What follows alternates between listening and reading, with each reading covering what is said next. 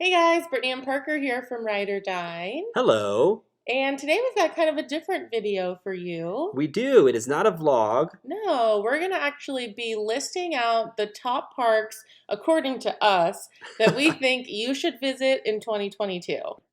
Yeah, and of course we go all over the country, north, south, east, west. Doesn't matter where. If there's a roller coaster or a theme park, we want to go. Of course, yeah. And we try all the different foods, we go to different festivals, we ride the Yeah. rides. Yeah, and there's been a lot of great food out there.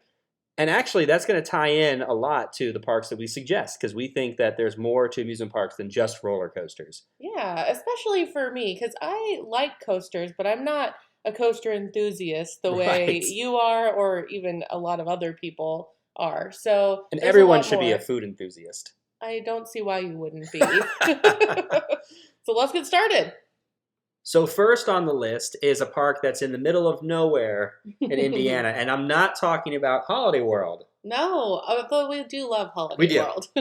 No, Indiana Beach. Woo! I am so surprised still to this day how much I love Indiana Beach. And that's everyone's reaction when they go to the park. They see it online, they're like, this looks good. This looks fine. solid. And then you go there and you're like, is this on the same level of Knoebels? I don't know Minus if the it's food. quite at Knoebels level. Minus the food. Maybe. Yeah, but Yeah. it's just there's just some weird like unique charm to it that I just can't get past. Yeah, and I think that charm exists because of its uniqueness, of course, and the fact that it's on this giant pier. But the new owner is very active in keeping it Yeah. as pure as possible, and also just adding things at a really rapid pace. I mean, Yeah. they're bringing back a kind of roller coaster that was already there. It's in the middle of these slides. It's right next to the water park. Everything's stacked on top of each other here. It's so bizarre. And then, of course, they're bringing a multi-looping coaster to the park, and it looks incredible. It does. It looks really cool. And unique, of course, like we just said, which is what Indiana Beach is all about, really.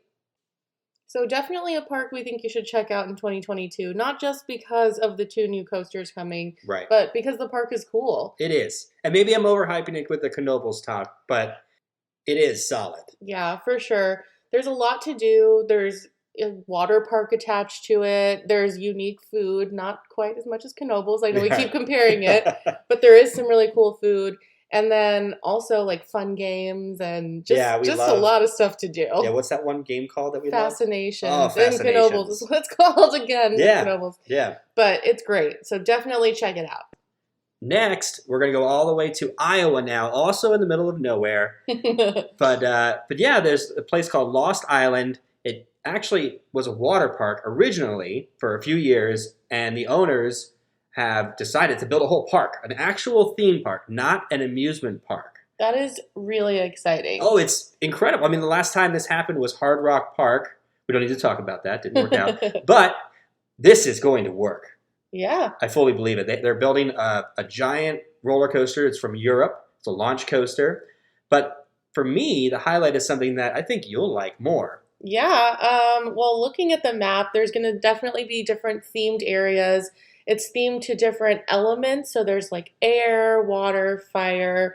But in this section of the map, you can see it zooming in on the volcano. And there is going to be a dark ride in the volcano, a shooting ride. I'm really excited about this. This in Iowa. Right up my alley. I can't wait for Lost Island. So this is a must this year. Next up, we're going to Busch Gardens, Williamsburg in Virginia.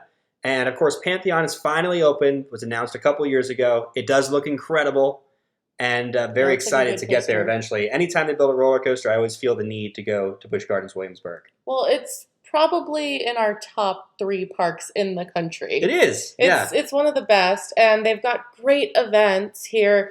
I mean, we've done the Food and Wine Festival. We've been in the summer, and it's just there's always fun stuff to do. Yeah. And the shows there are obviously very good. The one show in particular. The show in Ireland, for sure. Oh, it's so good. So good. Yeah, tons of events, though. And also, that's a big thing for SeaWorld as a corporation in general, which takes us to Busch Gardens, Tampa for, of course, Iron Gwazi. Right. Another highly anticipated ride. Been waiting for quite a while for this one. Yeah, and everyone seems to really love it. There's actually a little bit of a debate between Steel Vengeance and Iron Gwazi, which one's better. And, honestly, just looking at the two roller coasters, I think it's going to be tough for me to decide as well. But, yeah. But, they look different, though, too, at the same time. Yeah, for sure. Well, plus, Busch Gardens, both of the parks, honestly, Williamsburg and Tampa, they're such great parks. If you haven't been to the Busch parks, you have to. But, of course, the new roller coasters are just all the more reason to go this year. That's right. Plus, also, some new exciting news in the theme world at Busch Gardens. They're replacing their entrance. Yeah, something small, but something that was needed. Definitely needed, because it's a great park, and now they have a cute, great entrance to match. Yeah. And next up, our home park. That's right.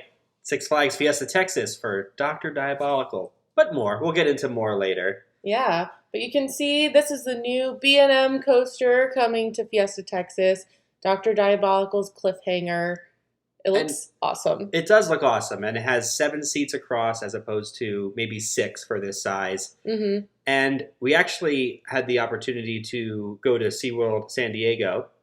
Yeah, recently. Yeah, mm-hmm. And Emperor was, it was very good, but I feel like this is going to be better. Of course, I don't like to speculate on rides. Maybe a little bit. But, I mean, it has that, I talked about the airtime hill. Yeah, that little pop. And that low to the ground helix. And if you're out on the edge and you're that close to the ground, I think that's going to be neat. Yeah. No, it's going to be great. It's really exciting. Well, and it's not quite ready yet, but there's still some question as to that shed. Ah, yes. What's in the shed? What's in the box? What's in the box? I don't know. Is it something cool, theme, like something fun? Hopefully. Hopefully it's going to be a cool queue. But in addition to Dr. Diabolical, as cool as that's going to be, we also just have some good stuff going on at Fiesta Texas. New things. They're celebrating their 30th anniversary. Yeah, there's been a lot of improvements to the park, thanks to a lot to the general manager, I'm sure. But the whole team in general, you can tell that this is really a team effort when you walk through the park and you see how much detail goes into this place. Yeah, definitely. They've got this great festival going on too, with these then and now posters, mini museums, and a food festival. So it's definitely the perfect time to go and visit Fiesta Texas, especially if you never have before, or if you haven't been in a really long time. Now's a great time to go get nostalgic and see it again. Now we're going to head to Orlando, Florida, the theme park capital of the world, probably, for now, until Dubai catches up. But we're going to go to Epcot, and for a number of reasons. We're going to start with Guardians, because it's going to be the longest indoor roller coaster in the world. It looks amazing. I know some people have already ridden it. Right. Cast members did early preview, but also people have gotten to ride it now at this point. Yeah. But we haven't. No. We're anticipating it, though. I'm kind of surprised that you're excited about it because everyone knows it spins a little bit. Yeah, of course. I know. But it's a Disney ride. I mean, the theming is going to be out of this world. Oh, my God. No pun intended, but all the puns intended. Yeah. And so I have to do it. It's all right. I'll put up with it. But, of course, for Epcot, there's always a festival. So plenty of reasons to go throughout the year. There's always something going on. It never ends now. Yeah, that's right. Yeah, one stops, another one begins. Yep. But little improvements around the park, too, and major improvements around the park, including a new gift shop. Yes. Creations. Right. And it is nice. It is nice. I like the look. I know there's a lot of people who want old Epcot back, but this one's just got kind of like a minimalistic vibe, but I like it. Yeah, I like that. I think it's very complimentary. And at the end of the day, the cool thing about it is that you're supposed to go to a gift shop. You get in, you get out, you buy your stuff. That's the way I see gift shops anyway. I don't know about that. So, but yeah, also Club Cool. Yes, redone Club Cool. Yep. Of course, that's where you go and you sample all of the Coca-Cola products from around the world. Yeah. It's fun. Yeah, I think that now it's a little more efficient than before. And Club Cool was getting a little too popular, in my opinion. Yeah, I can see that. It needed, a new space, a bigger space, so it definitely got that. And of course, right next to Club Cool and the gift shop is another quick service restaurant they just built. Right. And Space 220, also relatively new. It did open late last year, but cool. A lot of people haven't gotten a chance to do it yet, and it is really neat. Yeah. And of course, Ratatouille as well. Pretty new ride for Epcot. Yeah, so a lot's to happening. do. Yeah, and there's a lot coming to Epcot as well. So very exciting future. Okay, and we're ending with my favorite. This is our guaranteed you have to do this one this year. Yeah. Magic Kingdom, of course. Right. Well, and to address the big thing, and that's Tron, and actually I really shouldn't even say that because the big thing is the 50th anniversary. Yeah. That's the big thing. Yeah, and both. Tron should open this year. Yeah. They really haven't released a specific day yet. Right. But Guardians just like came out of nowhere. It's true. And It's true. It's probably what's going to happen with Tron too. Exactly. This is a clone coaster of the Shanghai version. Yeah. Which we're very excited about. Not a lot of people get to go to Shanghai, so it's neat to see this in America. Coming here, definitely. Yeah. And it is a launch coaster. Kind of reminds me of like the Disney version of Wavebreaker. I can see that. Yeah, right. I can see that. It's a little more though. I think you're like fully laying on the bike, not just kind of reaching. Like well, and speaking of that, the restraints are kind of interesting to me because they have like I think it's like a leg portion. Yeah, there's like a locking mechanism on your calves, basically. Yeah. So interesting. We'll see how that goes. We'll see how that goes in America. But no, the roller coaster is going to be great, and I know people are really looking forward to it. So. The sooner the better. I'm very excited for it. Hopefully we get some news on that soon. Yeah. And there's going to be an entire indoor section, which is going to be fantastic. And I think it's going to be interesting to have this roller coaster right next to Space Mountain, another indoor. Oh, Space Mountain. Yeah. Still one of my favorites. Oh, forever and always. Yeah. But besides Tron, of course, there's the 50th anniversary. Right. So there's a lot going on with the 50th. There's, special treats and eats, shows, fireworks. I mean, everything. There's these cute little statues everywhere. We have been twice now since the 50th started, and it was just as magical each time. I think I probably cried both times, multiple times. It's like Disney magic at its peak, highest, like most intense form. And I love it. It's iridescence everywhere, and I can't get enough. So you definitely have to see it because there's just so much to do and take in. I will say it might be kind of an overwhelming time to go to Magic Kingdom if you have not been before. It would be a lot to do and take in. A very busy time for Disney World as well. Right. And it will be for the foreseeable future. But, they've got new things like Disney Genie and whatnot that can help you kind of plan your day out a little bit too. So there you go.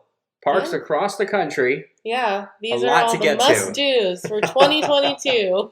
It is a lot to get to. You're right. But, of course, you may not make it to all of these parks this year. We probably won't either. But this is a pretty good list. It's, a good combination of new rides, roller coasters, foods, events, themes, and parks. Yeah, definitely. Hope you guys enjoyed this video. Don't forget to like and subscribe to Ride or Dine to follow all of our future videos and vlogs. See you guys next time.